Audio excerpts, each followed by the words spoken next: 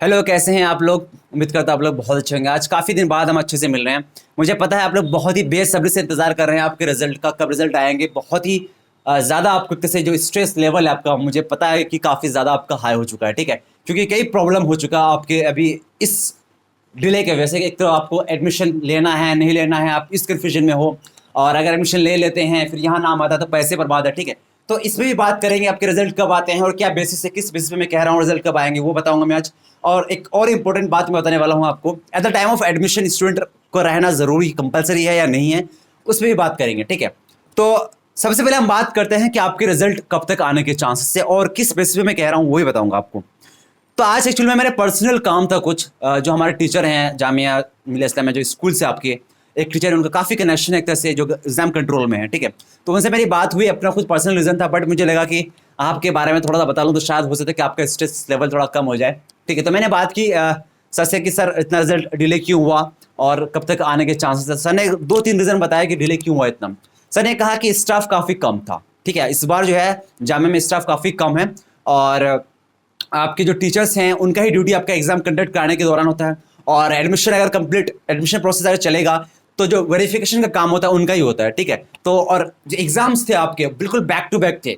अगर कम इतना कम टाइम था कि अगर फिर अगर हम एडमिशन का हम डेट रखते हैं तो फिर आपका एग्जाम जो है आपका जो टाइमिंग है आपका वो टाइमिंग के अकॉर्डिंगली फिर एग्जाम्स नहीं हो पाएगा। ठीक है, तो इसी वजह से कहना है कि एक तरह से डिले हुआ इस बार। ठीक, तो सर का कहना था कि 28 तारीख के आपके सारे एग्जाम्स ऑलमोस्ट फिनिश हो चुके हैं और अब प्रोबेबली आपका ये तीन रीजंस थे आपके जिसके वजह से कहना है कि जो आपके रिजल्ट पहले अनाउंस नहीं किया गया था। सर ने जो बताया हमें, ठीक है, और सर का स्टेटमेंट है कि अब जो रिजल्ट आने के चांसेस है आपका सितंबर के फर्स्ट वीक। सर ने जो एज इट इज बताया मैं उसको बताता हूँ। सर ने कहा कि 5 दिन के अंदर ही आपका रिजल्ट मैक्सिमम पॉसिबिलिटी है कि आ जाए। ठीक है, तो इतने सारे जो हमने प्रोडिक्शंस किए थे, एक्सपेक्टेड डेट्स बताए थे, उसके लिए मैं सॉरी फिर से कहना चाहूंगा, क्योंकि जाहिर है हम जो आपको बताते हैं डेट्स वो एक्सपेक्टेड डेट्स होता है, वो एज इट इज नहीं हो सकता, क्योंकि जाहिर है हम एग्जाम कंट्रोल में काम तो करते नहीं। ठीक है, तो जो भी हम बताते हैं वो एक एक पैटर्न को देख के कई साल का, 4 साल का, 5 साल का पैटर्न को फॉलो करते हैं, वही पैटर्न को फॉलो किया जाता था। इस साल पहली बार ऐसा हुआ कि काफी लेट हो गया। ठीक है, तो ये तीन बातें थी और रिजल्ट का सर ने जो बताया 5 दिन का टाइम से कहा है,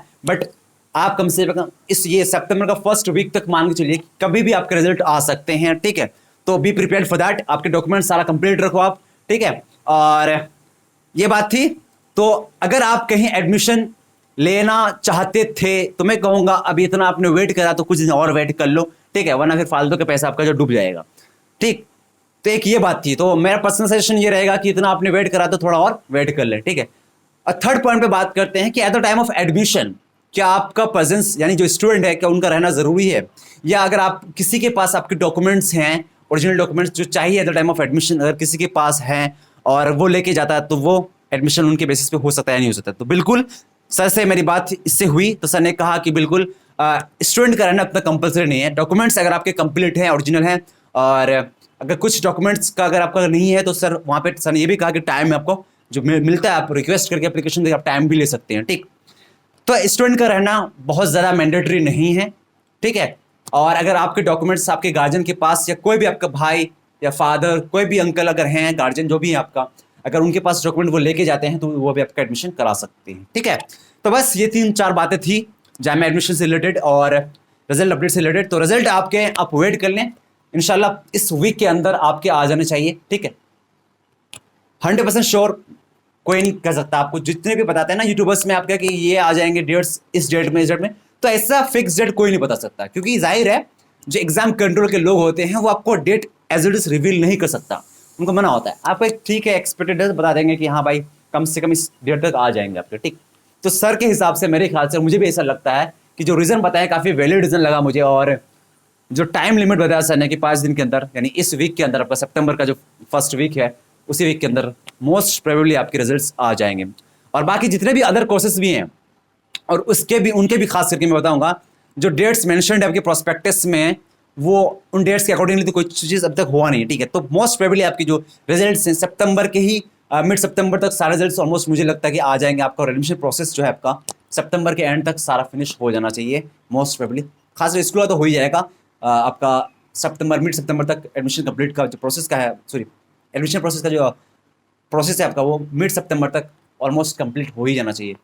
ठीक है, फर्स्ट लिस्ट कम से कम फर्स्ट लिस्ट वालों का, सेकंड लिस्ट थर्ड लिस्ट का थोड़ा सा आगे जा सकता है सितंबर एंड तक। तो बस आज के लिए इतना ही। Thank you so much for watching. Stay happy stay healthy. मिलते हैं रेगुलर वीडियोस में, और ऐसे ही अपडेट्स और इंपॉर्टेंट वीडियोस के लिए आप मेरे चैनल को लाइक कर सकते हैं, शेयर कर सकते हैं, और हाँ बेल आइकन को जरूर दबाएं ताकि आपको सबसे पहले पता चले। तो फिर मिलते हैं अगले वीडियोस में। Thank you so much for